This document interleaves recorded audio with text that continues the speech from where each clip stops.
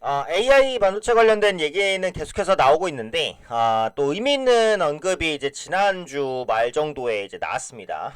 AI 시대에서는 이제 발열 잡는 게 중요하다라는 기사인데, 요게 젠슨왕의 언급이 있었죠. 네, 발열을 잡기 위해서 국내 업체와 이제 협업을 할 수 있다라고 하면서, 국내 이제 상장된 종목군 중에 관련 섹터 범주에 이제 엮여 있는 삼성공조나 GST 이런 종목군들이 상승하고 있는 그런 모습인데, AI의 발열 문제는 제가 반도체를 말씀드릴 때 가끔 언급드렸던 내용이기는 해요. 근데 이번에 조금 구체화된 내용들이 나왔기 때문에 다시 한번 살펴보도록 하겠습니다. 자, 우선 요 부분인데요. 삼성공조가 이제 시간 외에 이제 급등을 지난주에 이제 했었죠. 여러 가지인데 이유가 이제 있습니다. 보면 엔비디아가 발표한 차세대 GPU가 이제 블랙웰이죠. 후에 이제 루빈까지 넘어갈 건데, 블랙웰이 발열 문제를 잡기 위해서 국내 액침 냉각 공급사를 찾고 있는 것으로 전해지면서 매수세가 몰리는 것으로 풀이된다. 반도체가 이제 직접화되고 미세화되고 고도화될수록 그 전자의 이동이 빨라집니다. 이동이 빨라지면 필연적으로 뭐가 발생하냐? 열이 발생합니다. 그래서 이 열을 어떻게 식힐 것이냐, 그게 이제 굉장히 중요한 문제고, 더 나아가서 어떻게 하면 발열이 적게 설계할 수 있을 것인가에 대한 관심도 커져요. 그래서 뒤에 말씀드린 유리 기판까지 좀 더 연결되는 부분인데, 이 AI 반도체 시대에서는 발열 문제가 점점 더 심각해질 가능성이 높습니다. 그래서 이런 부분들을 잡기 위한 노력들이 확대가 될 것 같고, 그 중에 하나가 이제 액침 냉각이라는 거죠. 그래서 발열 문제가 이전에 제기가 한번 됐었잖아요. 그래서 이 발열 문제를 해결하기 위한 본격적인 엔비디아의 움직임이 커지고 있다라고 보시면 되겠죠. 앞서 말씀드린 대로 AI와 전기차 시장이 성장함에 따라서 고성능 반도체와 배터리의 열 관리가 굉장히 중요해지고 있습니다. 왜냐하면 AI를 가동할 때 발생하는 서버의 열은 이 속도에 영향을 미치기 때문입니다. 열이 많이 발생해서 기기에 다시 영향을 주면 속도가 느려진다라는 부분이죠. 그동안은 에어컨이라든지 이런 공기를 차갑게 하는 방식으로 통제를 해왔는데, 그게 이제 한계에 거의 왔다라는 거예요. 그래서 전력 소모가 많고 공간 효율성도 떨어지죠. 공간 효율성이 떨어진다는 건 뭐냐? 에어컨이라든지 이런 인위적인 그런 그 공기의 온도를 떨어뜨리기 위한 설비를 설치할 때 그게 들어가는 공간 자체가 굉장히 또 큽니다. 그래서 이제 공간에 대한 효율성이 떨어지고 전력 소모가 많은 건 당연하죠. 에어컨 한두 개도 아니고 엄청난 용량을 24시간 틀어대니까 전력 소모, 전기 요금도 엄청나게 좀 많이 나오겠죠. 그러다 보니까 이 서버 내부에 특수 액체를 넣거나 아예 액체에 완전히 담가서 열을 제거하는 방식이 주목받고 있다. 쉽게 생각해서 내가 지금 굉장히 더워요. 한여름입니다. 온도가 이제 막 40도까지 올라오고 있어요. 그때 에어컨 앞에 있는 게 시원해요? 아니면 찬물에 들어가는 게 시원하겠어요? 어떤 게 더 빨리 열을 식힐 수 있죠? 당연히 그냥 찬물에 온몸을 담그면 바로 시원해집니다. 아무리 에어컨 앞에 있어도 시원해질 때까지 시간이 걸려요. 그죠? 근데 찬물에 내 몸을 담그면 급속히 시원해집니다. 심하면 바로 감기도 걸릴 수 있겠죠. 냉각 방식도 공기로 하는 냉각보다는 액체로 하는 냉각이 훨씬 더 빠르고 효과가 좋다라는 겁니다. 그게 바로 액침 냉각이라는 거죠.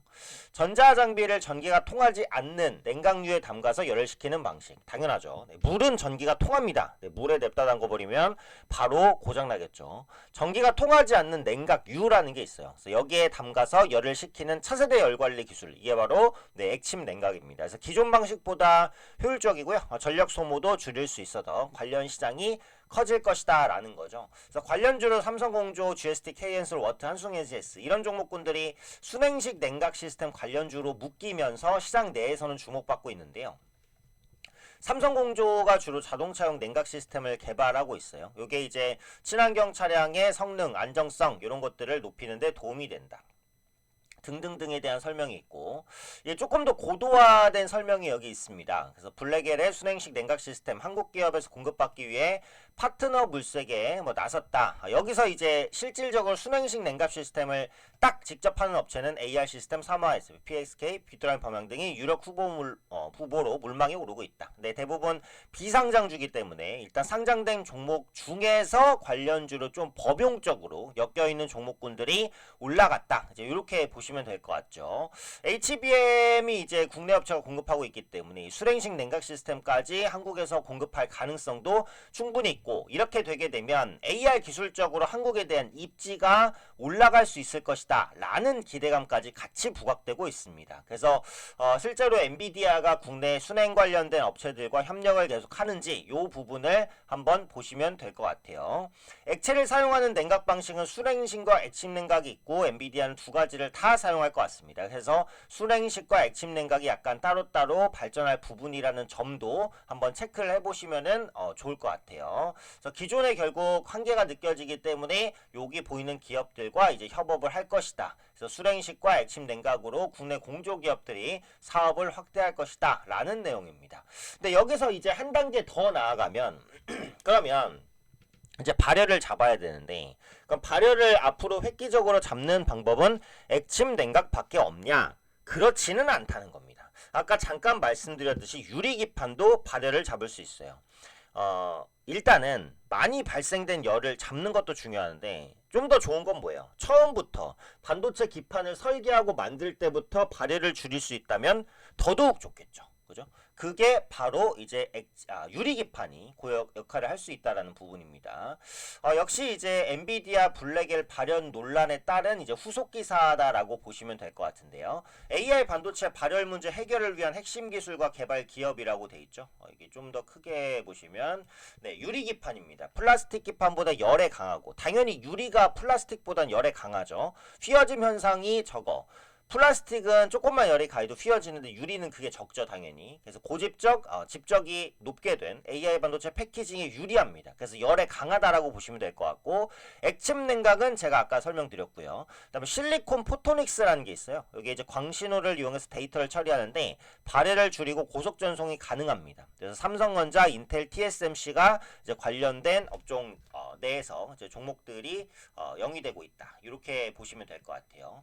그래서 결론적으로는 발열 문제 해결을 위한 기술은 액침 냉각만 있는 건 아니고, 말씀드린 대로 유리기판이라 뭐 실리콘 포토닉스 다른 기술들도 꾸준하게 부각이 되고 있다라고 보시면 돼요. 근데 유리기판은 이제 대장격 종목은 어쨌든 SKC라는 말씀을 드렸고, 그 다음에 다른 중소형주들이 올랐죠. 근데 그동안 유리기판 관련해서 중소형 관련된 종목군들이 많이 오르고 SKC는 좀 약했는데, 유리기판 시장이 본격적으로 열리면 SKC가 다시 한번 대장주의 자리를 차지할 가능성이 높습니다. 그래서 유리기판 관련주를 보시는 분들은 SKC가 그 조정받는 시기를 꾸준하게 체크를 하셔야 돼요. 그래서 유리기판은 기존 플라스틱 기판보다 열에 강하고 휘어짐 현상이 적어서 앞서 설명드린 대로 고집적 AI 반도체 패키징에 적합하다. 다만 어려운 게 뭐예요? 수율이 낮고 잘 깨지는 특성. 조기 사업화가 수월하진 않죠. 당연하죠.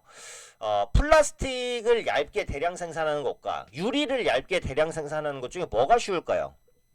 상식적으로 생각해도 플라스틱을 대량 생산하는 게 훨씬 더 쉬워 보입니다. 그죠? 그러다 보니까 이제 깨지는 특성 때문에 수율이 낮아요. 량품이 잘 안 나온다라는 겁니다. 그래서 상용화가 좀 어려웠는데, 지금 보면 2027년 유리기판 양산 로드맵을 밝혔다라는 것 자체가 당장 상용화되기는 어렵다라는 거죠. 그래서 1년에서 2년 정도 안에 아마 상용화가 되지 않을까 싶은데, SKC는 일단 유리기판을 상용화할 수 있는 시스템을 갖추긴 했어요. 그러니까 아무래도 다른 업체보다는 좀 앞서 있다. 이렇게 이제 보시면 되겠죠. 여기서 이제 나오는 업체가 또 LG 이노텍입니다. LG 이노텍이 설비 투자를 거쳐서 올해 말부터 유리기판 시제품 양산을 목표로 연구개발 진행 중. 지금 LG 이노텍이 굉장히 낮은 위치에서 이제 막 올라오고 있죠. 기존에는 그냥 아이폰 관련주로만 엮여 있지만 최근에 유리기판 관련주로도 LG 이노텍이 엮이고 있는 상황이기 때문에 현재 기술적인 바닥에 있는 LG 이노텍을 주목하실 필요도 있겠죠. 국내 증시 가 바닥을 찍고 올라오면서 낙폭과대 대형주는 특별한 이슈가 없어도 일단 저가 매수가 들어옵니다. 그동안 엄청나게 부진했던 유통주마저도 낙폭과대 구간에서 저가 매수가 들어오잖아요. 근데 낙폭과대 구간에서 모멘텀이나 이슈까지 붙어준다 라고 한다면 조금 더 강한 반등을 보여줄 가능성이 있다라는 거죠. 그래서 액침 냉각부터 시작해서 유리기판까지 간략히 발열을 잡는 시스템에 대해서 말씀을 한번 드렸고요. 차트를 보시면 삼성공조가 가장 대장격으로 올라가기는 합니다. 일단 고점 돌파 후 상승이기 때문에 보유자의 영역이죠. 신규 접근 어렵고, 보유하고 계신 분들은 조금 더 이제 보유하시면서 추가적인 상승을 노려보실 수 있지 않을까 싶고, 앞서 말씀드렸던 거 뭐 쭉쭉 보면 GST 상승 추세 들어가고 있습니다. 윗꼬리가 많이 달려서 고점에 대한 부담은 항상 있어요. 올라갈 때마다 비중을 좀 줄이는 전략은 좀 필요할 것 같고, 한중 NCNC는 바닥권에서 그나마 살짝 올라갑니다.